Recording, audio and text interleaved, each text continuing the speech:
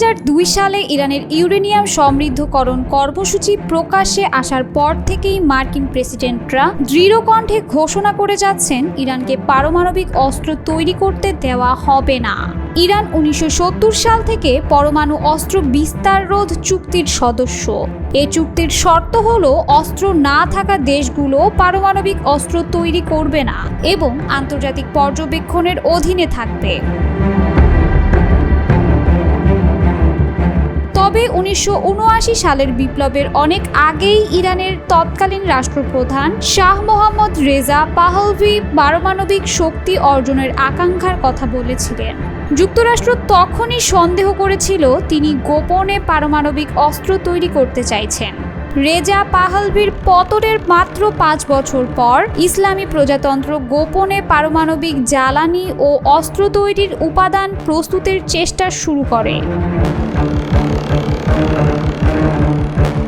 এরপর শুরু হয় এক দীর্ঘ লুকোচুরির খেলা, আলোচনা, চুক্তি ও পর্যবেক্ষণ। শেষ পর্যন্ত 2015 সালে যুক্তরাষ্ট্রের নেতৃত্বে একটি আন্তর্জাতিক চুক্তি হয়, যাতে ইরান পারমাণবিক অস্ত্র তৈরি না করার স্থায়ী প্রতিশ্রুতি দেয় এবং বাড়তি নজরদারিতে রাজি হয়। এই চুক্তি নিয়ে বেশ সমালোচনা হয়েছিল।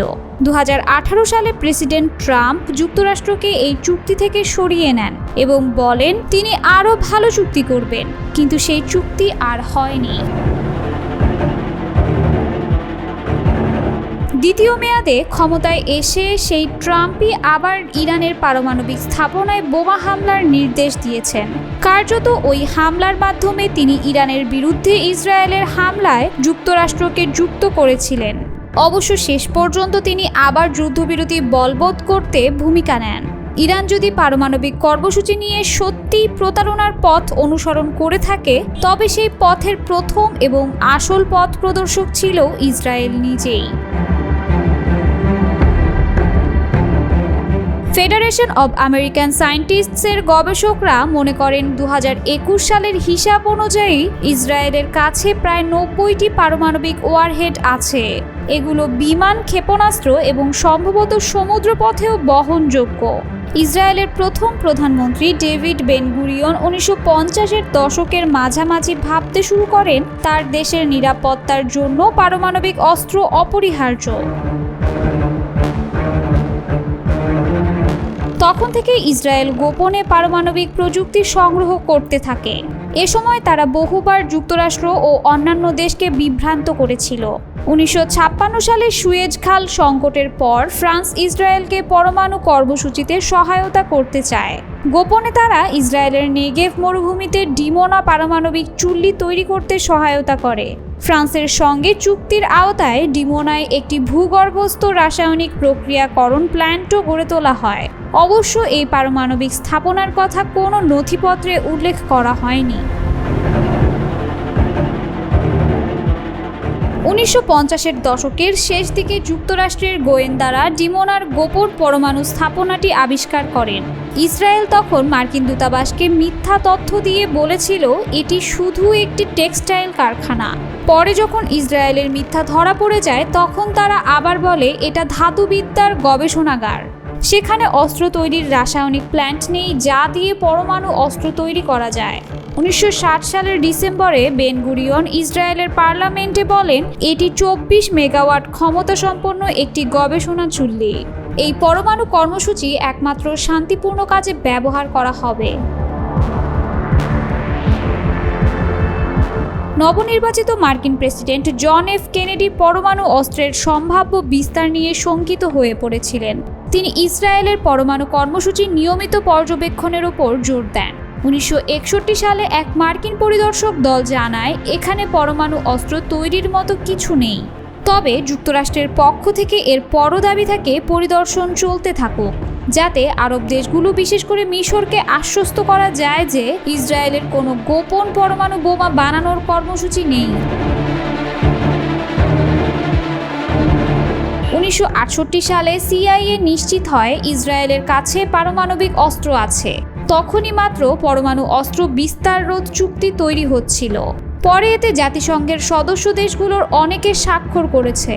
যুক্তরাষ্ট্র বুঝে গেছে অনেক দেরি হয়ে গেছে। ইসরায়েলকে তার পরমাণু কর্মসূচি থেকে এখন ফিরিয়ে আনা আর সম্ভব নয়। 1969 সালের 26 সেপ্টেম্বর হোয়াইট হাউসে মার্কিন প্রেসিডেন্ট রিচার্ড নিক্সন এবং ইসরায়েলি প্রধানমন্ত্রী গোল্ডা মেয়ার একটি গোপন চুক্তি করেন। এই চুক্তিতে বলা হয়েছে ইসরায়েল তার পরমাণু অস্ত্রের পরীক্ষা চালাবে না বা পরমাণু অস্ত্র আছে এমনটা স্বীকার করবে না। বিনিময়ে যুক্তরাষ্ট্র ডিনোমা পরমাণু স্থাপনা পরিদর্শন করবে না এবং ইসরায়েলকে এনপিটিতে স্বাক্ষর করার জন্য চাপ দেবে না। যুক্তরাষ্ট্রের তৎকালীন জাতীয় নিরাপত্তা উপদেষ্টা হেনরি কিসিঞ্জারের এক নোটে বলা হয়েছে, নিক্সন ইসরায়েলের প্রধানমন্ত্রী গোল্ডা মেয়ারকে বলেছিলেন ইসরায়েল যেন মধ্যপ্রাচ্যে পারমাণবিক অস্ত্র প্রকাশ্যে আনার মতো কোনো কাণ্ড না করে।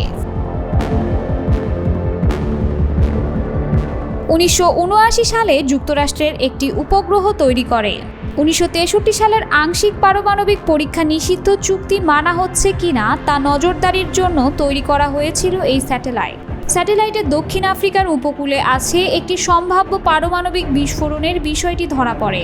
তৎকালীন মার্কিন প্রেসিডেন্ট জিমি কার্টার এবং অন্য কর্মকর্তারা সন্দেহ করেন এটা ইসরায়েলেরই পারমাণবিক পরীক্ষা হতে পারে। যদি সত্যি তাই হয়ে থাকে তবে সেটা নিক্সন মেয়ার গোপন চুক্তির লঙ্ঘন হতো। তবে ইসরায়েল কখনো আনুষ্ঠানিকভাবে এই পরীক্ষার কথা স্বীকার করেনি। অনেক বিশেষজ্ঞ এখনও সন্দেহ পোষণ করে থাকেন আদৌ এমন কোনো পরীক্ষা বা ধামাচাপা দেওয়া হয়েছিল কিনা। 2011 সালে কংগ্রেস সহকারী লিওনার্দো ওয়েইস লেখেন, সব তথ্যই বলছে এটি ছিল ইসরায়েলের পারমাণবিক পরীক্ষা, তবে ইসরায়েল আজও এটি স্বীকার করেনি। ইসরায়েল তার সবচেয়ে ঘনিষ্ঠ ও শক্তিশালী মিত্র যুক্তরাষ্ট্রকেও ধোঁকা দিয়েছে, কারণ তারা বিশ্বাস করে পারমাণবিক বোমা তাদের অস্তিত্ব রক্ষার বীমা। কিন্তু ইসরায়েল প্রতারণা করলেও যুক্তরাষ্ট্র তাদের ক্ষেত্রে নমনীয়। ইরানের ক্ষেত্রে কোনো রকম দায় মুক্তি দিতে রাজি নয় তারা। যুক্তরাষ্ট্র ইসরায়েলের ক্ষেত্রে যে নমনীয়তা দেখিয়ে আসছে তার ফলে মধ্যপ্রাচ্যে বহু দশক ধরে তাদের বিরুদ্ধে দ্বিমুখী নীতির অভিযোগ তোলা হচ্ছে। আজ ইরান এমন একটি অঞ্চলে আছে যেখানে তার চারপাশে ঘিরে আছে রাশিয়া, ভারত, পাকিস্তান ও ইসরায়েলের মতো পারমাণবিক শক্তিধর দেশ। একসময় যেভাবে শাহ মোহাম্মদ রেজা পাহলভি পারমাণবিক বীমা চাইতেন, তেমনি আজকের ইরান সরকারও চায়। এমনকি ভবিষ্যতে যদি ইরানের শাসক পরিবর্তন হয়, তবু কেউ নিশ্চিত করে বলতে পারবেন না তারা পারমাণবিক অস্ত্র বানাতে চাইবে না। অবশ্য মার্কিন প্রেসিডেন্ট ডোনাল্ড ট্রাম্প ও তার প্রশাসন দাবি করেছে ইরানের সব পরমাণু স্থাপনা পুরোপুরি ধ্বংস করে দেওয়া হয়েছে।